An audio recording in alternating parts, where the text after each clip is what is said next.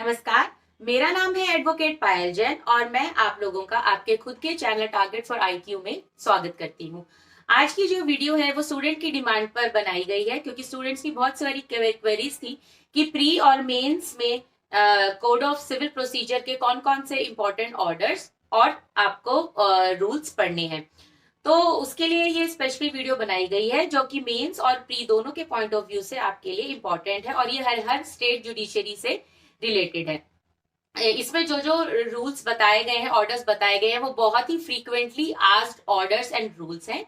तो आप इस वीडियो को देखिए, ये बहुत ही आपके लिए फ्रूटफुल साबित होने वाली है। टारगेट फॉर आईक्यू, अगर आपको कोई भी क्वेरी है तो प्लीज आप टारगेट फॉर आईक्यू पर कॉल कर सकते हैं, जिसका नंबर है 7500110314, जिसमें आप अपनी कुछ, अगर आपकी डिमांड है कि आप इस पे वीडियो बनाएं या फिर आप कुछ पूछना चाहते हैं तो आप इस नंबर पर कॉल करके पूछ सकते हैं। इंपॉर्टेंट ऑर्डर्स और रूल्स बात करते हैं अब हम सीपीसी की, जो कि है 1908।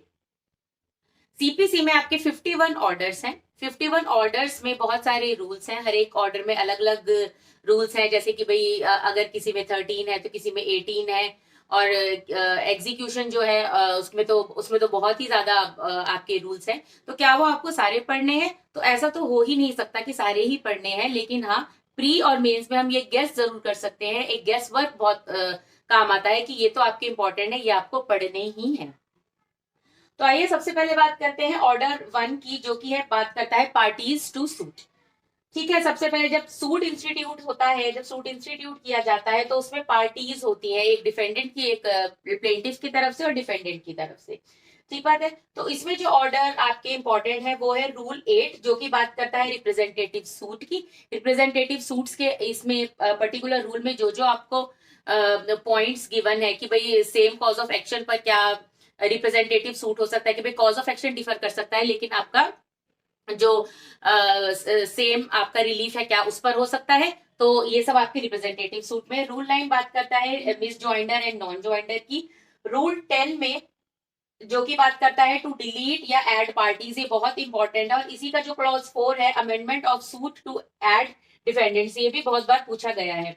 Rule number 13, objection to non joinder and mis joinder की, अगर आपको ऑब्जेक्शन रेज करना है नॉन ज्वाइंडर या मिस ज्वाइंडर के लिए तो आप वो कब तक रेज कर सकते हैं। नेक्स्ट ऑर्डर 2, जो कि फ्रेम ऑफ सूट की बात करता है, उसमें ऑर्डर 2 रूल 2 आपने सुना होगा, बहुत इंपॉर्टेंट है। Suit to include the whole claim, अगर आप रेलिक्विश करना चाहते हैं तो उसके लिए भी आपका क्या प्रोसीजर है वो आपको करना पड़ेगा। नेक्स्ट है ऑर्डर 4। ऑर्डर 4 है इंस्टीट्यूशन ऑफ सूट, जो कि सेक्शन 26 के साथ भी पढ़ा गया है। कौन से ऑर्डर के साथ कौन सा रूल पढ़ना है, इसके लिए एक वीडियो बनाई जा चुकी है सीपीसी की, तो आप प्लीज उस पर जाकर देख सकते हैं। और इसका है रूल, इसमें 2 ही रूल हैं, और इसका रूल 1 जो है वो इंपॉर्टेंट है, जो कि बात करता है suit to be commenced by plaint, वो भी किसमें, इन डुप्लीकेट। ठीक बात है। ऑर्डर 5 के अब इंपॉर्टेंट रूल्स देखते हैं। ऑर्डर 5 बात करता है issue of service of summons, summons की बात करता है। उसमें रूल 1, समन्स की कितने ड्यूरेशन टाइम पीरियड दे रखा है उसके बारे में इंपॉर्टेंट है, आ सकता है। Next rule 5, summon to settle issues and final disposal. Rule 9, delivery of summon by court, जो कि किसको पावर दी गई है, हाई कोर्ट और डिस्ट्रिक्ट कोर्ट को। 9A बात करता है कि दस्ती समन्स, यानी कि जब बाय हैंड आप समन करते हो तो सीधा सीधा पूछ लिया जाता है दस्ती समन्स का provision. 15, service to adult member of family, कि भाई समन किसको डिलीवर कर सकते हैं। 17, प्रोसीजर व्हेन डिफेंडेंट रिफ्यूज, कि वो मना कर दे या कैन नॉट बी फाउंड, तब क्या प्रोसीजर होगा। 18, एंडोर्समेंट, कि जब वहां पर दे दिया गया है, समन इशू हो गया है, उसके बाद का प्रोसीजर। नेक्स्ट सब्सटीट्यूटेड सर्विस, कि इसके अलावा का समन वैसे इशू नहीं हो रहे तो और क्या ऑल्टरनेटिव है। 24 में है service on defendant in prison, prison में कहा जाएगा, officer in charge of prison. 27, civil, अगर समन यहाँ पर इशू करने हैं, सिविल पब्लिक ऑफिसर या सर्वेंट या रेलवे तो head of the office. Soldiers, sailors या एयरमैन है तो कमांडर ऑफिसर को उनके ये जाएगा। नंबर 6, ऑर्डर नंबर 6 बात करता है आपकी प्लीडिंग्स, प्लीडिंग्स जनरली। उसमें जो आपके इंपॉर्टेंट रूल है वो है प्रिजम्पशंस ऑफ लॉ, की अपनी प्लीडिंग्स में आप प्रिजम्पशंस ऑफ लॉ के बारे में नहीं लिखेंगे, ईदर पार्टी, ना ही डिफेंडेंट ना ही अपना ये प्लेंटिफ। फिर वेरिफिकेशन की बात होगी, verification of pleading, striking out pleading की, प्लीडिंग किन ग्राउंड्स पे, अगर स्कैंडलस है, वेक्सेशियस है, तो आपकी जो प्लीडिंग है वो स्ट्राइक आउट हो जाएगी। अमेंडमेंट ऑफ प्लीडिंग, रूल 17, ये बहुत इंपॉर्टेंट है, प्री मेंस दोनों में बहुत इंपॉर्टेंट आता है। 18 जो है वो है failure to amend after order, की 14 डेज का प्रोविजन के बारे में दिया हुआ है, उसके बारे में आपको ये पढ़ना है। ऑर्डर 7 जो कि प्लेंट की बात करें, प्लेंट के लिए एक सेपरेट वीडियो भी मैंने बनाई है जिसमें बहुत आसान तरीके से मैंने ये ऑर्डर याद करवाने की कोशिश की है, तो आप उसे जरूर देखिएगा। इसमें जो रूल इंपॉर्टेंट है वो है 2 जो कि मनी सूट्स की बात करता है, 9 procedure on admitting plaint, 10 return of plaint, return और रिजेक्शन में कंफ्यूज नहीं होइएगा। 11 बात करता है रिजेक्शन की, 12 की अगर रिजेक्शन हो जाएगा तो क्या प्रोसीजर है, और फिर उसके बाद क्या हम फ्रेश प्लेंट कर सबमिट कर सकते हैं उसके बारे में लिखा है। और 14 है आपका प्रोडक्शन ऑफ डॉक्यूमेंट। सो ये 6 और 7 के आपके इंपॉर्टेंट रूल्स हो गए। ऑर्डर 8 के इंपॉर्टेंट रूल्स देखते हैं अब। ऑर्डर 8 है आपका जो कि बात करता है रिटर्न स्टेटमेंट, सेट ऑफ और counter claim. Return statement, set of और काउंटर क्लेम, ये तीनों चीज जो है ये डिफेंडेंट का राइट है, ठीक। तो रूल 1 डब्ल्यूएस की बात करता है टाइम पीरियड की, 5 बात करता है स्पेसिफिक डिनाइल की, 6 सेट ऑफ की, 6A काउंटर क्लेम, 8 जो है रूल वो है new ground for of defence, 9 subsequent pleadings, जिसके बाद भी जैसे डब्ल्यूएस कैसे यहीं तक ही हो गया, उसके बाद आपका रेप्लीकेशन भी होता है, ये सब चीजें भी वो सब्सिक्वेंट प्लीडिंग्स के आगे बात की गई हैं, जो कि मतलब आगे डिफेंडेंट जो उनका जवाब देगा। नेक्स्ट है procedure when party fails to present WS, की मतलब टाइम पीरियड के बावजूद भी कोर्ट उन्हें अगर टाइम ग्रांट करती है तब भी नहीं किया, फिर क्या होगा प्रोसीजर वो। ऑर्डर 9 में आप जो है वो है आपका अपीयरेंस और consequences of for non appearance, ठीक। तो उसमें जो आपका इंपॉर्टेंट है रूल वो है 7 जो कि है setting aside x Partey order. 9 है रिस्टोरेशन, की भाई जो आप फ्रेश सूट है क्या आप उस पर बार लग जाएगा कि आप वो फाइल कर सकते हैं नहीं कर सकते, वो 9 में बात की है। ऑर्डर 9 रूल 13 बहुत इंपॉर्टेंट है जो कि बात करता है setting aside x party degree. ध्यान रखिएगा 7th ऑर्डर की बात करता है, 9th डिग्री की बात करता है। रूल 10 के इंपॉर्टेंट रूल देखते हैं। रूल ऑर्डर 10 आप बात करता है आपकी एग्जामिनेशन ऑफ पार्टीज की, उसमें रूल 2 जो की बात करता है ओरल एग्जामिनेशन बाय कोर्ट, उसकी बात की है और ये आपका इंपॉर्टेंट है। ऑर्डर 11 बात करता है डिस्कवरी एंड इंस्पेक्शन की, उसमें इंपॉर्टेंट रूल है आपके 2, 14, 17 और 21 का क्लॉज 2। इसमें जो रूल 2 है वो बात करता है particular interrogatories to be submitted, जो किसमें टाइम पीरियड गिवन है 7 डेज का। प्रोडक्शन ऑफ डॉक्यूमेंट्स जो कि ओथ पर आप प्रोड्यूस करते हो। टाइम फॉर इंस्पेक्शन दे रखा है यहाँ पे कि एक्सप्रेस बार क्या फ्रेश सूट फाइल कर सकते हैं नहीं कर सकते। ऑर्डर 12 एडमिशंस की बात करता है, इसमें रूल 2, 4, 6, 8 इंपॉर्टेंट है। नोटिस टू एडमिट डॉक्यूमेंट्स जिसमें कि 7 डेज का टाइम पीरियड है। फैक्ट्स का जजमेंट ऑफ कि जो एडमिटेड फैक्ट्स उनके ऊपर जजमेंट, और नोटिस टू प्रोड्यूस डॉक्यूमेंट्स। उसके बाद अब बात करते हैं आपके ऑर्डर 13 में कुछ ऐसा खास इंपॉर्टेंट नहीं है। ऑर्डर 14 की बात करें जो कि बात करते हैं आपकी सेटलमेंट ऑफ इश्यूज, जो कि फैक्ट और लॉ की बात करता है। उसमें आपका रूल 4 इंपॉर्टेंट है examination of witness before framing issues, की इश्यूज के फ्रेम होने से पहले भी उनका विटनेस का जो एग्जामिनेशन है वो हो सकता है, तो कोर्ट को क्या प्रोविजन प्रोवाइडेड है इसमें, उसके बारे में बात की गई है। नेक्स्ट पार्ट 2 अमेंड या स्ट्राइक आउट इश्यूज, आपने स्ट्राइकिंग आउट प्लीडिंग्स पढ़ा था ऑर्डर 6 में, यहाँ पे स्ट्राइकिंग आउट इश्यूज की बात की गई है रूल 5 में। रूल 6 बात करता है questions of fact and law may by agreement to be stated in form of issues. Agreement में कभी कोई फैक्ट या लॉ का क्वेश्चन अगर बात लाई जाती है तो वो इश्यूज की फॉर्म में वो फ्रेम किया जा सकता है। तो ये हो गया आपके ऑर्डर 14। ऑर्डर 15 जो है वो बात करता है disposal of suit at first hearing.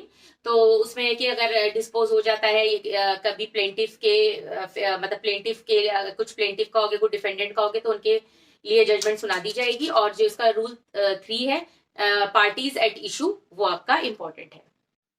Next order की बात करते हैं, ऑर्डर नंबर 16 जो की बात करता है summoning and attendance of witnesses. इसमें आपके जो रूल इंपॉर्टेंट है वो है रूल 1 का क्लॉज 1, जिसमें कि लिस्ट ऑफ विटनेसेस देखे कि नॉट लेस देन 15 डेज का मतलब टाइम पीरियड गिवन है विटनेसेस की लिस्ट प्रोड्यूस करने के लिए। क्लॉज 10 रूल 10 का क्लॉज 2 बात करता है प्रोक्लेमेशन की, और 12 बात करता है procedure if witnesses fail to appear.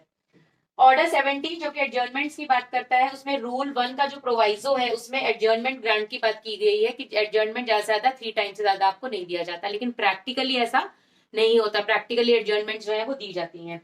Order 17 जो की बात करता है hearing of suit and examination of witness, इसमें रूल 4 इंपॉर्टेंट है रिकॉर्डिंग ऑफ एविडेंस। और 17 रिकॉलिंग विटनेसेस, ये आपके इंपॉर्टेंट है। ऑर्डर 19 जो कि एफिडेविट्स है वो आप उसे पासिवली बस पढ़ सकते हैं। ऑर्डर 20 की बात करते हैं, जजमेंट एंड डिक्री। इसमें जो रूल है इंपॉर्टेंट वो है जजमेंट कब प्रोनाउंस जब की जाती है तो क्या मैनर है वो। Rule 3 judgment to be signed, कि उसमें 152 अगर अमेंडमेंट की जरूरत है डिक्री में तो क्या प्रोसीजर है। Date of decree rule 7। Rule 19 decree when set off या फिर सीसीए के काउंटर क्लेम, तो काउंटर क्लेम अलाउड होता है तो डिक्री में क्या लिखना होता है, क्या इंक्लूड। और 20 है जो बात करता है आपके रूल 20 बात करता है सर्टिफाइड कॉपीज की। ऑर्डर 21 की बात करते हैं। ऑर्डर 21 जो की बात करता है एग्जीक्यूशन की, जिसमें बच्चों को मैंने अधिकतर देखा है कि वो इस ऑर्डर से बहुत घबराते हैं।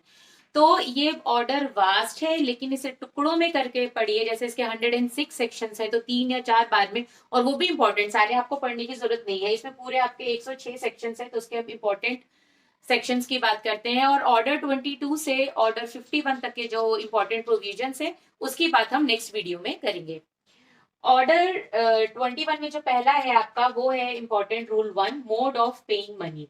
उसके बाद है आपका रूल 18 जो की बात करता है क्रॉस डिक्रीज की। Rule 19 cross claims. 21 simultaneous execution. 26 stay of execution. Rule 35 जो कि सिर्फ इसका ये भी पूछा जाता है कि डिक्री फॉर इमूवेबल प्रॉपर्टी कौन से ऑर्डर मतलब ऑर्डर में दी गई है और उसका रूल क्या है। और इसका क्लॉज 3 भी इंपॉर्टेंट है टू जो की बात करता है टू ब्रेक ओपन डोर। 43 बात करता है attachment of movable of judgment debtor. 46 1 का ये 1 जो की बात करता है नोटिस टू गार्निशी। 48 बात करता है attachment of salary of judgment debtor. फिर अटैचमेंट ऑफ डिक्री की बात की गई है यहाँ पे। Attachment of immovable property rule 54। उसके बाद 64 sale of attach property. 69 adjournment या फिर stoppage of sale. 84 deposit by purchaser and resale on default, की जब परचेजर जो होता है इमूवेबल प्रॉपर्टी का जब वो डिक्लेयर कर दिया जाता है तो उसे 25% जो होते हैं वो डिपॉजिट कराने होते हैं। तो इसमें जो प्रोविजन है वो 25% इसी से रिलेटेड है। नेक्स्ट है रेजिस्टेंस, अगर कोई ऑब्स्ट्रक्शन क्रिएट करने की कोशिश करता है to possession of immovable property. Next है ऑर्डर आफ्टर एडजुडिकेशन। एडजुडिकेशन के ऑर्डर के बाद ये इसमें प्रोविजन है कि इसको डिटेन किया जा सकता है सिविल प्रिजन में, जो कि एक्सटेंड हो सकता है 30 डेज तक। उसके बाद है लास्ट आपका 106 setting aside orders passed x party. तो ये रहे आपके ऑर्डर 21 के इंपॉर्टेंट प्रोविजन। और ऑब्वियसली एग्जॉस्टिव नहीं है, ऊपर कम बढ़ती इसमें हो सकती है कि किसी एक स्टेट जुडिशरी में इससे हटकर भी क्वेश्चन पूछा गया होगा। तो इसलिए तो ये आप देख लीजिएगा। और तो लेकिन ये है कि ये इंपॉर्टेंट है जो कि मैंने कोशिश की है कि आपके कवर अप हो जाए और ज्यादा आपको सिलेबस लगे भी ना। तो ऑर्डर 22 से ऑर्डर 51 तक हम नेक्स्ट वीडियो में बात करेंगे। तो और अभी तक अगर आपने ये टारगेट फॉर आईक्यू चैनल को सब्सक्राइब नहीं किया है तो सब्सक्राइब कर लीजिए, क्योंकि इसमें बहुत अच्छी वीडियोस जो हैं इसमें अपलोड होती हैं जो कि आपकी उत्तराखंड एपीओ से रिलेटेड हो या फिर यूपी पीसीएस की बात हो या राजस्थान जुडिशरी या फिर हरियाणा की जो भी एग्जाम आने वाले हैं उससे रिलेटेड। अभी एमपी की भी नोटिफिकेशन की भी बात की है, उसकी भी मतलब वो स्टार्ट होने वाली है उसकी भी क्लासेस। और तनुषा मैम ने एक बहुत अच्छी वीडियो बनाई है, अगर आपने देखी हो आईपीसी से रिलेटेड, वो उत्तराखंड एपीओ की है, उसे आप जरूर देखिएगा, उससे आपको डेफिनेटली फायदा होगा। And keep liking sharing and commenting on my videos. Thank you very much.